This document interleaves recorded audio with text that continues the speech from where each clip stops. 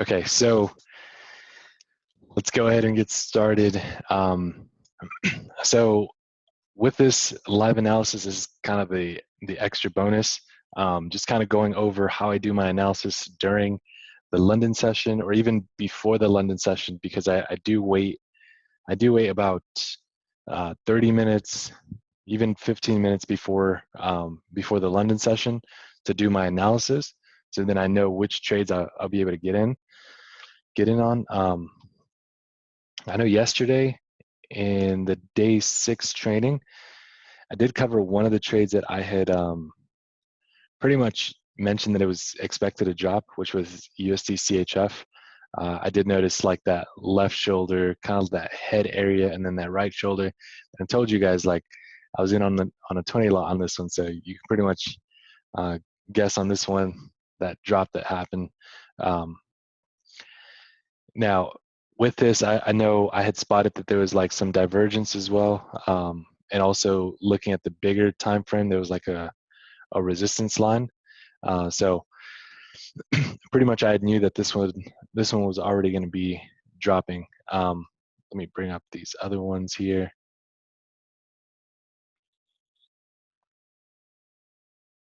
Alrighty. Now, if you guys see Euro AUD, this one's getting ready for a sell. We see that 3 up top, left shoulder, head, right shoulder.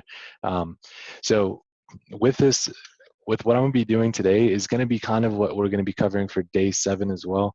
I know this one's like more of a bonus because I'm gonna be doing the live analysis during the London session. So I'm gonna be running here probably about doing this live analysis about like 45 minutes. I'm going to be doing this, just showing you guys exactly what I'm going to be doing. And pretty much in the day 7 training, it's going to be doing this as well, is just breaking down my multiple confirmations and then being able to get in on the trade. So with this USD CHF, let me bring up the chart here. Trading view. I'm pretty sure the analysis is still there for USD CHF, which I had predicted that it was going to drop. Now, these were the lines that I did yesterday. I had mentioned that this was expected to drop probably around this support area and then continue to go up, but you can see that it broke through the support. I did draw my support line like that, just in case there's an area that it can hit and then continue going up. We can see overall it broke through. So that's good. I was able to get in on that one. There was multiple confirmations, one of them being divergence. This is showing it's going down. This is showing it's going up. That's one confirmation. Another thing is we kind of see it's like a left shoulder kind of head consolidation area, then right shoulder right there. Neckline like that. It broke through. Distance from the top to the neckline is about the distance that it should drop down, and it for sure overpassed that. So I did have my target to hit this area right there, being that support in this level, but it definitely exceeded that. So that was good. Yeah. So, and by the way, you guys can ask any questions while I'm doing the analysis. I'm just going to be doing top-down analysis, pretty much what I would be doing. So we did see Euro AUD that was looking like a head and shoulder. So I'm going to be pulling this up right here. And another thing that I'm going to do is I'm going to bring up the correlation pairs as well for you guys. So this is normally printed out. I did mention to print this out. So I don't think there was anything on Euro AUD, but yeah, because these are mainly like the majors that are on this. But let's look at Euro AUD. All right. So top-down analysis, I do go on to the bigger time frame. Let me erase everything. Bigger time frame, just so I can get a bigger view of what's happening overall. We can see it's going in an uptrend. I'm going to change this line to I'll do black. Do you see it's going in an uptrend? Right now it is doing a lower low on this Euro AUD. This is on the daily though, but it's doing a lower low here. And then most likely after the lower low, you're expecting like a lower high. So this might be that lower high area. So that's a good thing to know. We do see that there's like a strong resistance area up here. I'll actually change the color of that too.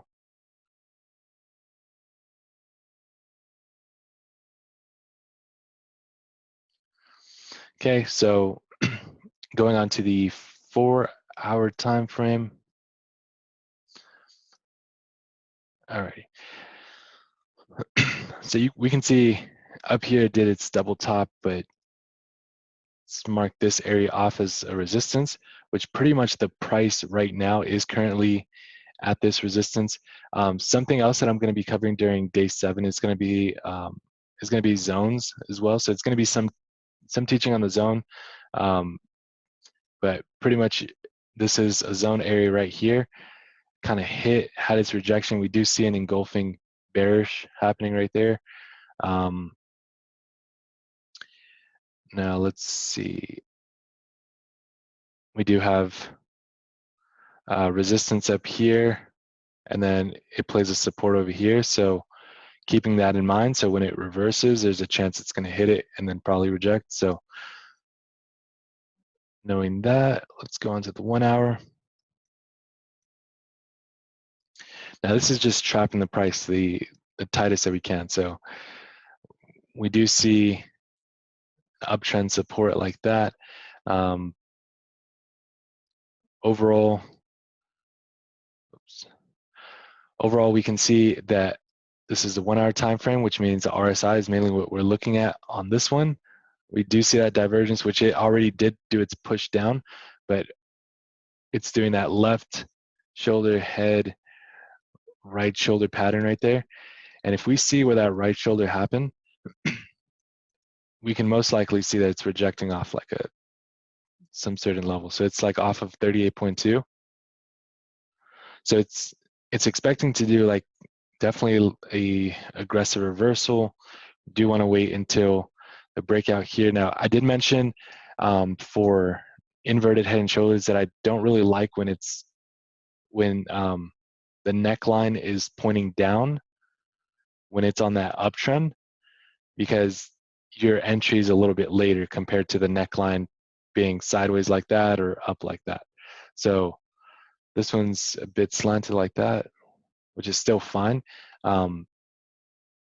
If it breaks through that, we should be expecting the distance from the head to the neckline is about the distance that it should drop, which just by looking at that distance, it'll most likely be around that support area and then continuing to go up.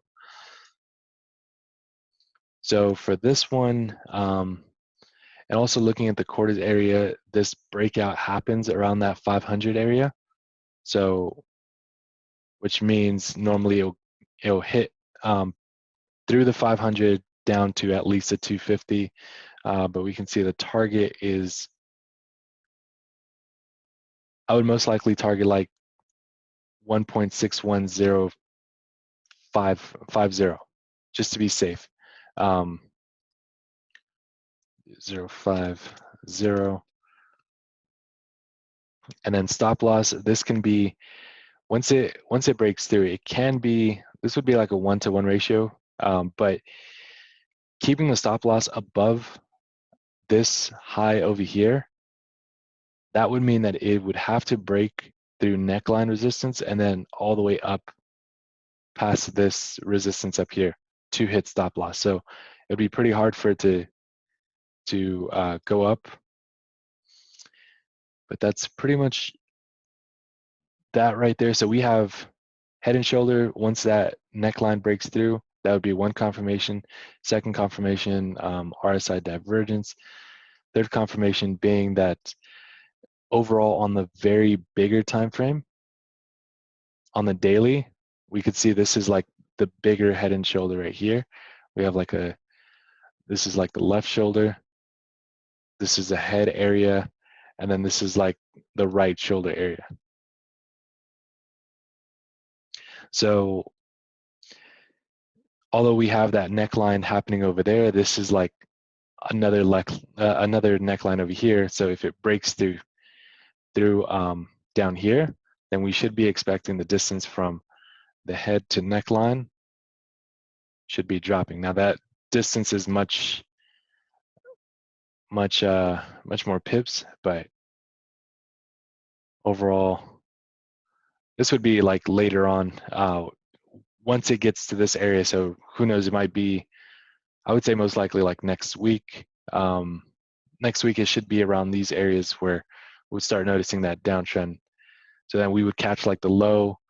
We catch the low and then lower high and then lower low and then just catching it on that trend going down. Because if this is the right shoulder right there, what I would do is actually get like a resistance line like that. And then if it breaks through, then we're kind of looking at that resistance line. And then mainly this area right here where it has like multiple areas that it's touching, that's like kind of 3 confirmations right there just with support and resistance. If it was to come down, come up like that, and then if we were to get Fibonacci, these are like the kind of trades that I mainly place like good lots on, where it would come up and then it would hit like, let's say 61, 50% level plus all these 3 and divergence up here plus head and shoulder like on 15-minute time frame, you know you're getting ready for a sell on this. So I'm just showing you guys like what might happen in the future, but as of now, this should be expecting to drop. Should be expecting to drop. And then we see kind of that engulfing happening, or it is a bearish engulfing on the right shoulder right there. So let's see a different pair where we would see something. Let me zoom out. I see some of these are wrong time frame. Okay, so Euro GBP is another one.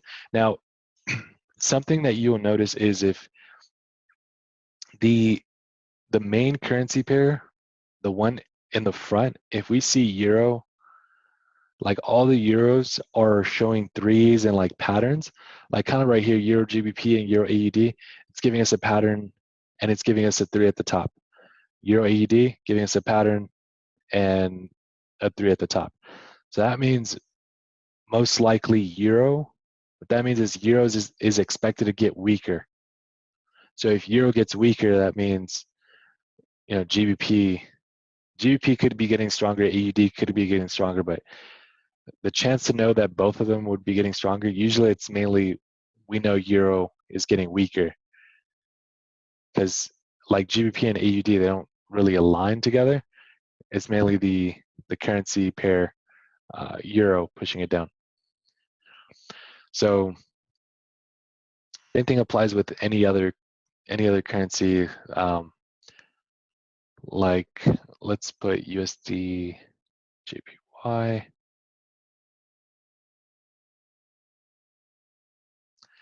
I notice this isn't giving me the 3. Let me put this. There we go. We can actually see this 3 happening up there.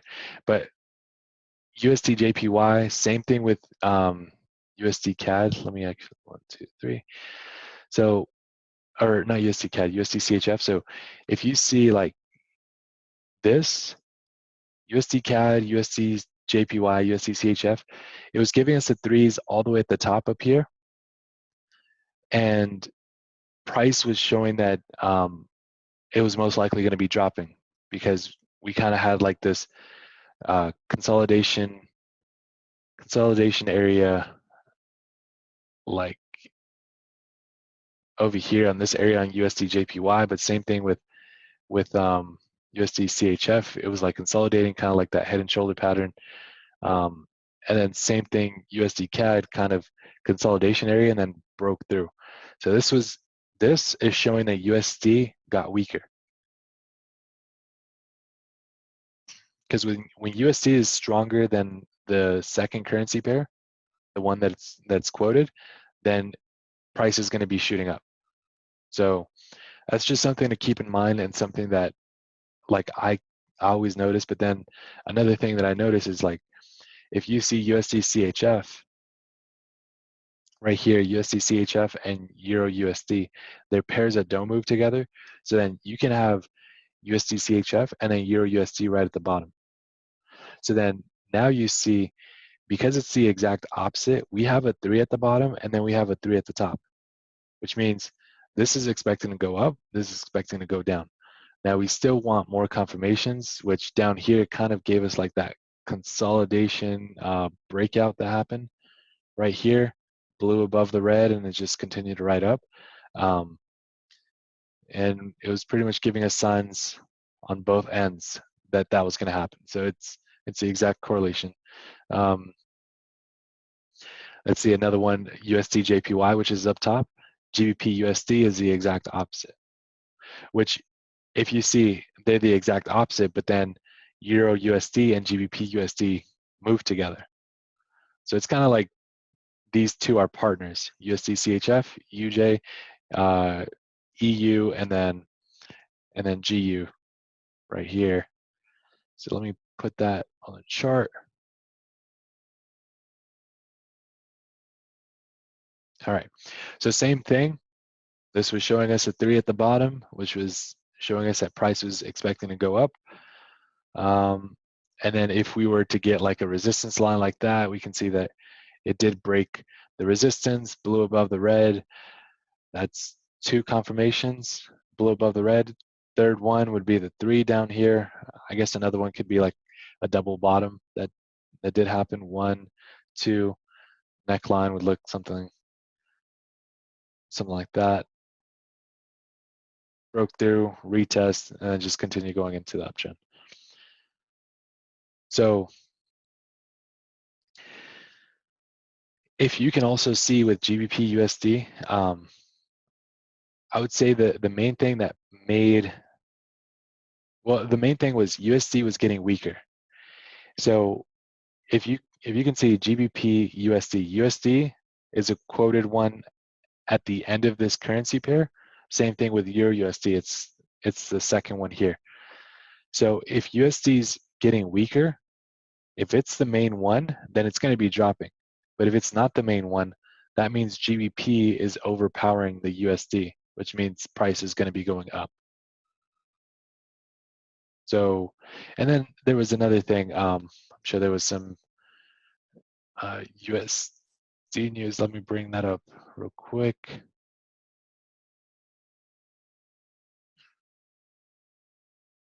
So another thing to keep in mind looking at Forex Factory,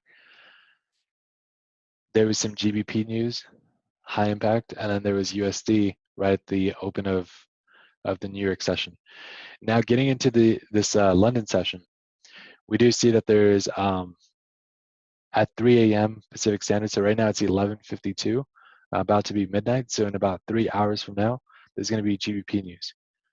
Now I can stay up for that. If I see that it's a little too far ahead, and I don't see any like good setups right away, like Euro AUD, Euro AUD, I can place a pending sell order on this one. Place a pending sell order, place my stop loss, place my take profit, and already like I can go to sleep, and then this trade it activates if it hits. It doesn't if it doesn't drop down that much. So you're pretty much just analyzing your chart and then just preparing for a trade that's about to happen.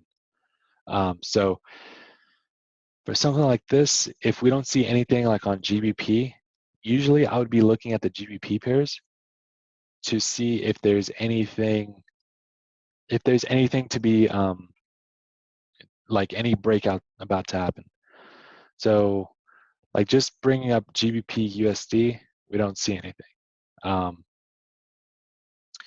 But let's see, USD CAD, let's see if USD CAD has the correlation for that one. So USD CAD is AUD USD, but there is, sometimes I mix USD CAD and AUD USD. But okay, so let's bring up a GBP pair. Let's do GBP CHF. So we can see the 3 at the bottom, kind of like that 1, 2, 3 area down here. Major support down here, which is good, but at the same time, it's kind of,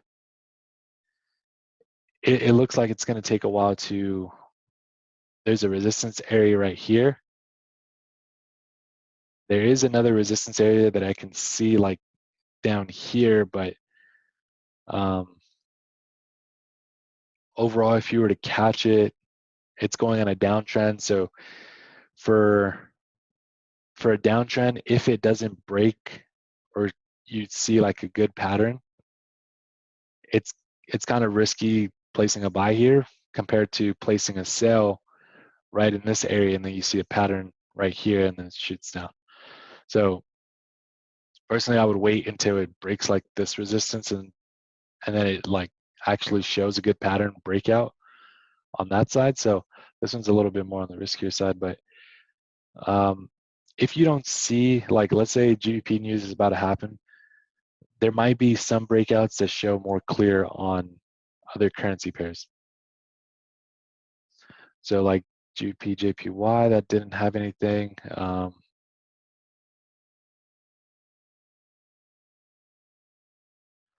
This one doesn't have anything either, GBP AED.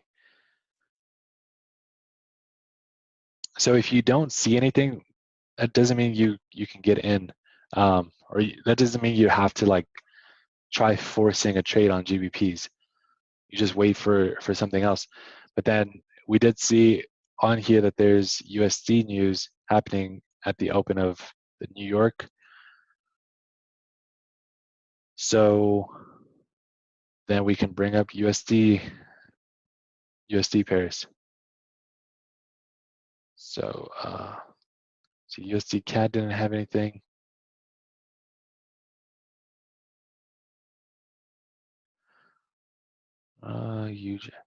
Yeah, so they're all right here, and all of them they are giving like a 2 down here. We could still do the analysis. Just because it's giving a 2 doesn't mean that it's not like a good trade. Like we can see it's at a support level right here. But the only thing is it's not giving me kind of that reversal pattern that we're looking for. Even to catch this for a buy, just because it's at a support doesn't mean we just place a buy right there, because that's only one confirmation. We want more confirmations. So that's why I like looking for those patterns, and even just catching it on a resistance on a downtrend or a pattern of support on an uptrend. So let's check out CHF JPY.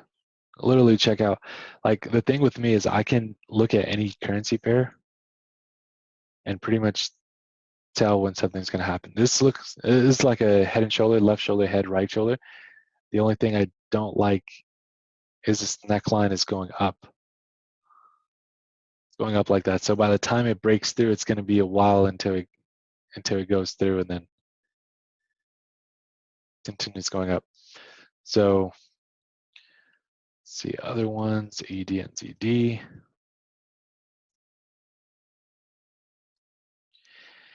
And by the way, as far as your trading, you shouldn't just get into any trade just because you see a 3 or you just get like one confirmation. The part with trading, I did mention you're catching 200 micropips per day, but maybe one day there might not be a good setup. And if you don't see a good setup, then just don't get in for a trade. Like I did see a good setup on Euro AUD, which is one most likely I'm going to be catching for that sell, and we can still see it's dropping down. Blue is still under the red right here, and it's showing clear signs that it's going to be dropping, especially if it drops below the 500 level. But it's still like patience. You want to wait for those breakouts, wait for more confirmations, but this is pretty much going to be dropping. So if you were to place a sell right now, your chances of winning this one is going to be higher than than just placing a random trade on, let's say USD CAD, it's at support. If you place a buy right now, it's not that good of a trade compared to this one right here on Euro AED. So maybe, who knows? Like I mentioned yesterday, like I called out the USD CHF before it had dropped. It gave us a 3 over here. I mentioned that I was in on a sell right when it was on this right side. And then if you would have caught in on that, depending on what lot you were in, like you could have paid off for this training, off of just this trade coming down. So Euro AED looking like it's going to drop. It looks pretty nice to me. I don't know about you guys, if you guys can see it. Yeah, so Euro AED, so someone just said, would you recommend keeping an eye on it? Keeping an eye on it, but you don't really need to keep an eye on it because you can place a pending sell order and just be gone. You don't have to look at your chart. Once you have your stop loss and take profit, and if you place a pending order, or even if you just place a trade right now and you have your stop loss and take profit, just don't look at your chart. There's no need to, because then you might let your emotions come into place and then you'll be like, okay, I'm just gonna like it starts going a little negative. It starts going a little negative and then you're instantly gonna be like, okay, I wanna get out of this trade and just take a small loss. Compared to sticking with your trade, who knows, that it could have gone up just a little bit, just giving that little wick, and then it drops down. So that's why you just want to stick to it. Have a good space. Don't have like 50 micropip stop loss. That might be too tight.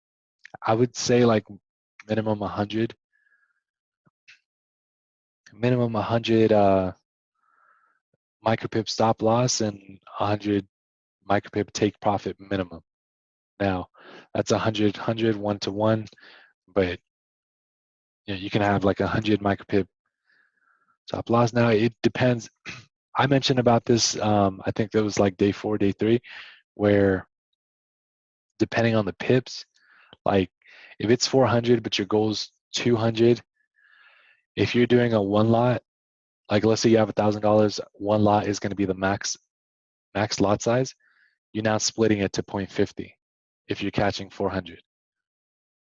So that's the main thing. You just got to be aware of what your take profit stop loss is going to be and what type of profit you'll be making. And then when you place your trade, there's going to be an area, usually like a red line that says your take profit and then your stop loss. This only works on computer, but if you drag your mouse onto one of those areas, I don't want to show my live account, but I can go on this demo and show you guys kind of an example real quick.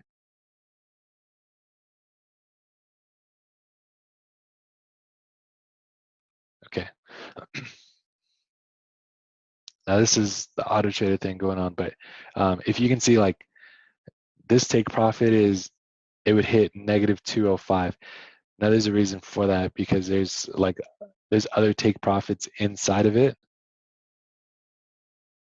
There's other take profits inside of it that would hit different amounts of profit. So if you put your mouse where it's at, it'll show you what kind of profit that you're going to be making once it hits, even for your stop loss, like what you would be losing.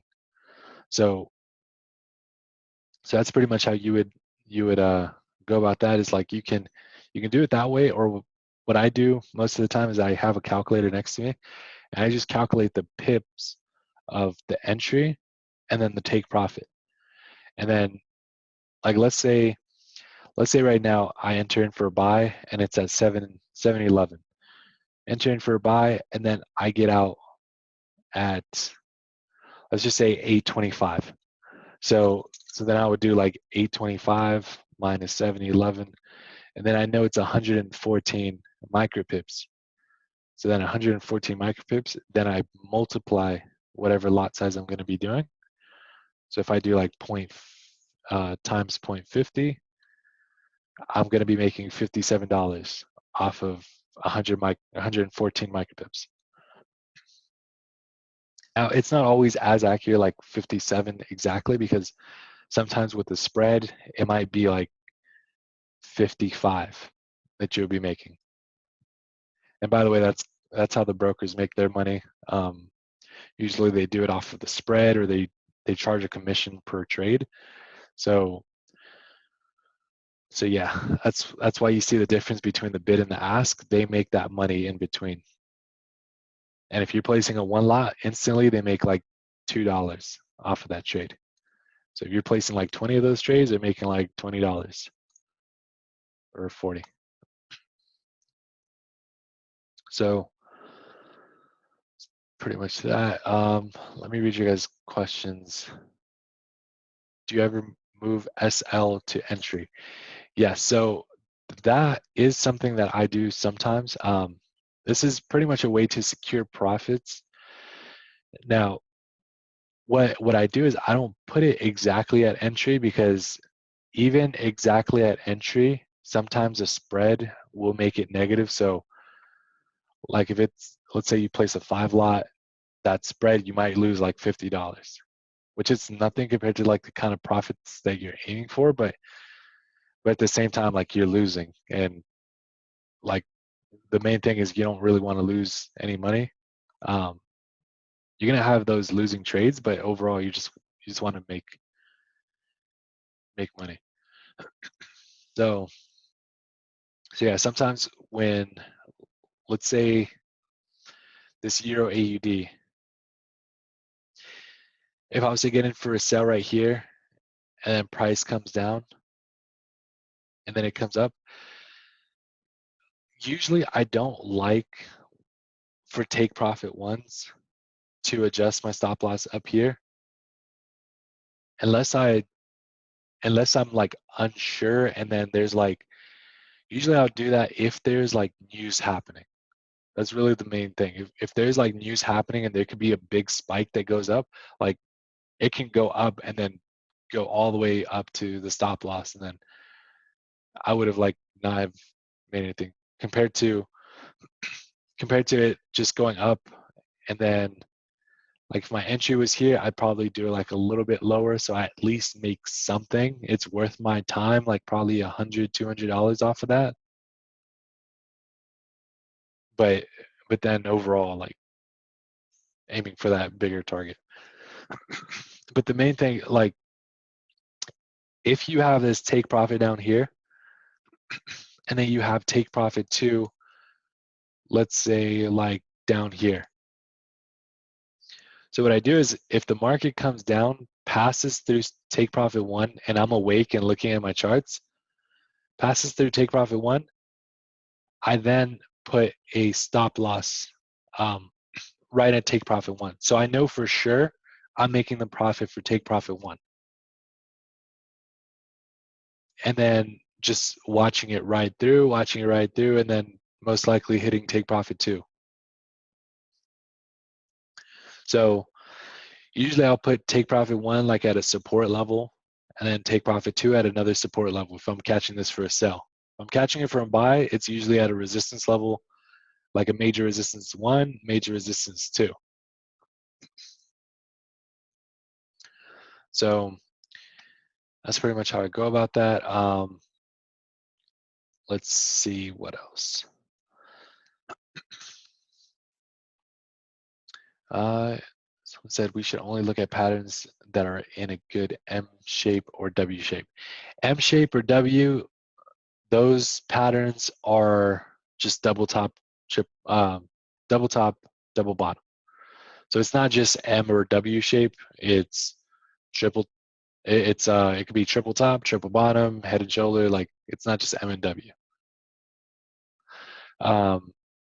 When do you know when to put in sell stop, buy stop orders compared to regular? Okay, so good question. For pending orders, I put them in when I see that it's going towards that direction of a breakout about to happen. Like sometimes you could place a pending buy order and a pending sell order on the same currency pair. So let me draw an example here. Okay, so let's say market's going like this. All right, so we have resistance, we have support. So pretty much the price is trapped and we're waiting for a breakout to happen. You could place a pending buy order like this, stop loss somewhere below down here. Take profit, usually the distance from up here to down here is about the distance it should go once it breaks through. So that could be like the buy order right there, and then there could be a sell order right down here, which I'm about to show you guys kind of a formula. This one's a little bit more trickier. This is a little bit more trickier, and this is actually going to be inside of the 7-day training. So like people that aren't watching it, they're going to be watching the recording, because this is also like kind of training and knowledge and how I do my analysis. But for this, if I was to place a sell order on this one, this is how I would do it. I would place a buy order over here, sell, or buy stop up here, sell stop up here. So while this whole thing's happening, I can place both of these pending orders and then have them ready. Now your question was compared to the regular orders. So let's say like before I was able to place these pending orders, like I just started doing my analysis and I see it just broke out. It just broke out, I can place a sell right away. If I see those 3+ confirmations, obviously, but I would place a sell right away instead of waiting for that to happen. Now, sometimes with these pending orders, I think it depends on the broker. I know I mainly do pending orders like on nlfx, but it has to be like 100 micropips away. If it's not 100 micropips, it won't let you place a pending order. So that means you kind of have to wait until it gets to that level and then manually place it yourself. Brandon said 1-to-2 ratio is better than 1-to-1. Is that correct? That is, but the thing is with 1-to-2 ratio, with 1-to-1 ratio, you pretty much have to be more than 50% winning trader. If you're gonna want to become profitable, which I'm pretty sure everyone wants to, you're gonna want to win more than 50% of your trades, which that's the goal. And once you're past that, like if you're at 70, 80% of your trades, that means if you place 10 trades, you'll win 8 out of 10 or 7 out of 10. You're gonna become profitable no matter what, even with those losses. So if you do have a 1-to-2, a 1-to-2 ratio, that means you can even be 50%, 40% winning trader and still be profitable. So 1-to-2 is good, but I mentioned not to have your stop losses too tight. If 1-to-2 is making your stop loss like 50 micropips, then maybe 1-to-1 is better, just so it could be 100, 100 instead of 50, 100. So anyways, back to this. Let's say this is just a scenario. If I have a $1,000 account, I did mention with the $1,000 account, the max lot size you should be using is 1 lot size. But with the other thing that I did mention, with a $1,000 account, we do have 5 accounts. So we don't just stick to one main trading account. So that means each of these accounts should have $200. Okay, so I'm just putting this as like a live scenario. So each of these accounts should have $200, or you can just have 201 and then 800 in reserve, but just kind of seeing it as you have 5. So sometimes visually seeing those accounts with 200, that would be good. But When you have the 200, then you know what lot size you should actually be using, which 200 max you should be using is a 0.20. So if you're using a 0.20 on this, you place a buy stop up here, take profit up here, stop loss down here. So 0.20 here. So both of these are 0.20s, either for buy going up or a sell coming down. So that being said, now we know, we can see it's 272 micropips going up and 100 micropips going down. I'm actually make this at the plan that we're mentioning, which is 200 micropips, just so we can be on the same page here. So 200, and we'll do a 1-to-1 ratio. I mean a 1-to-2 ratio. So it'll be 100 stop loss. Oops, to the wrong one. This 200. This one's 100. Okay, so what you can do is, because the stop loss is exactly the same, this is actually pretty much what I would do for the same scenario. Like if this was to be consolidating like this and it's either going to be going up, let's just say like this gave us a 3 down here. So there was a chance it was going to go up, but sometimes the 3 repaints. That means there's a chance it can come down and give us another 3. And let's say this would be like the left shoulder, then there would be a head, and then like a right shoulder. I'm showing like the MT4 template. But there's a chance this will be the area where it's going to be coming down and then start going into that uptrend. So in that kind of scenario, I would place a buy stop above this resistance, and then a sell stop down here. And then I would already know with a 0.20, that's why I have a calculator next to me, 0.20 times 200. I'm going to be making $40 up here if it makes its profit. And same thing with down here, I'll be making $40 if it was to enter in for that sell stop. Now this is just for take profit 1. So it's just TP1. I'll do TP1 up here. Actually, I'm going to adjust this one so it's not too confusing. Remove the TP1s and change it to the call out. Oops, TP1, TP1, buy stop,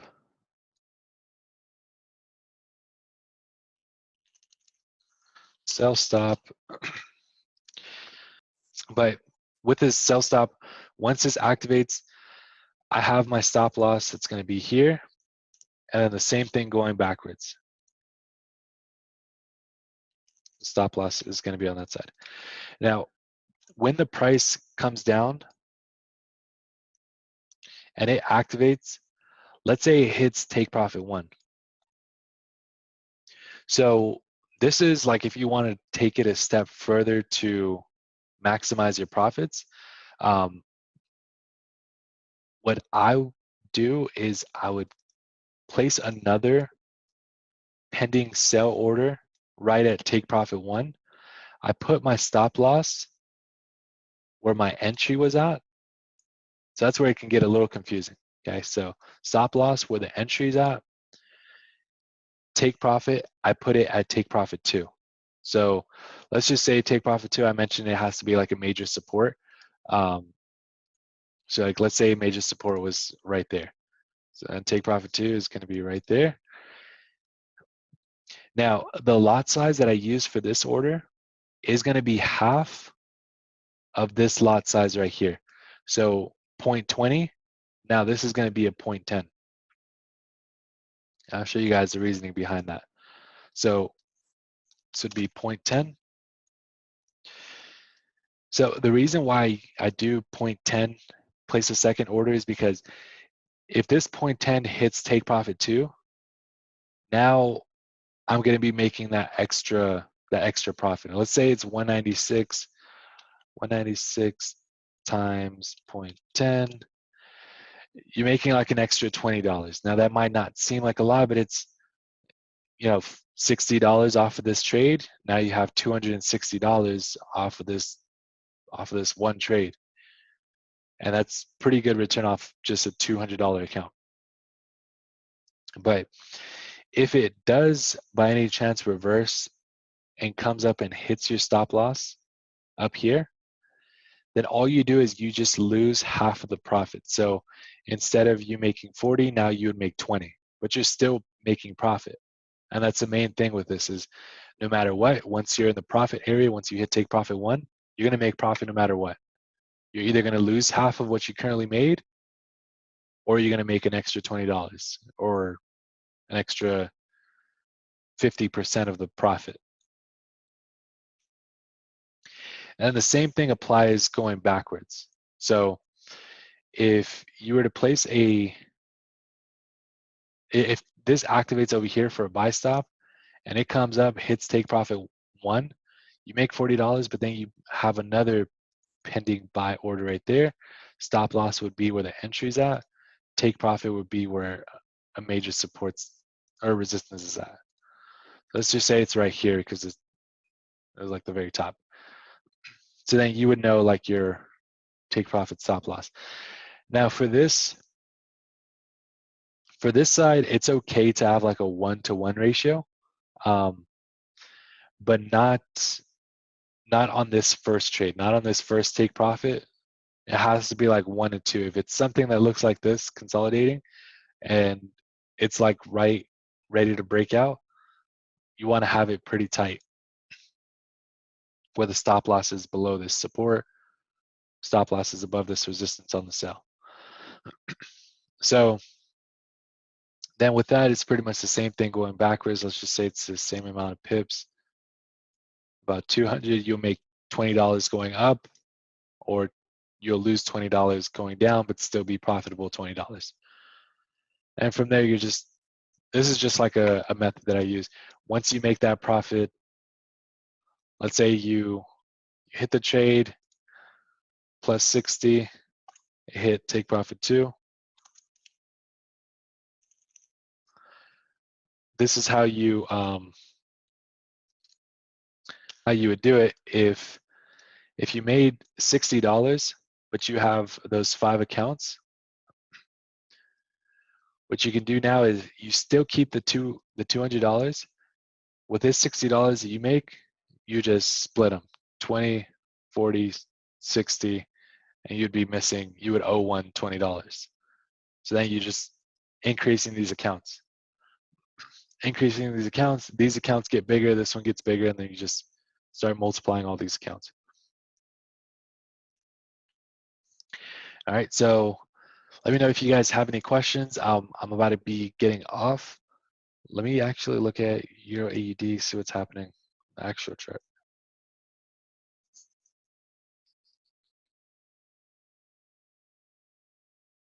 Okay, so still hasn't broken out with Euro AUD, and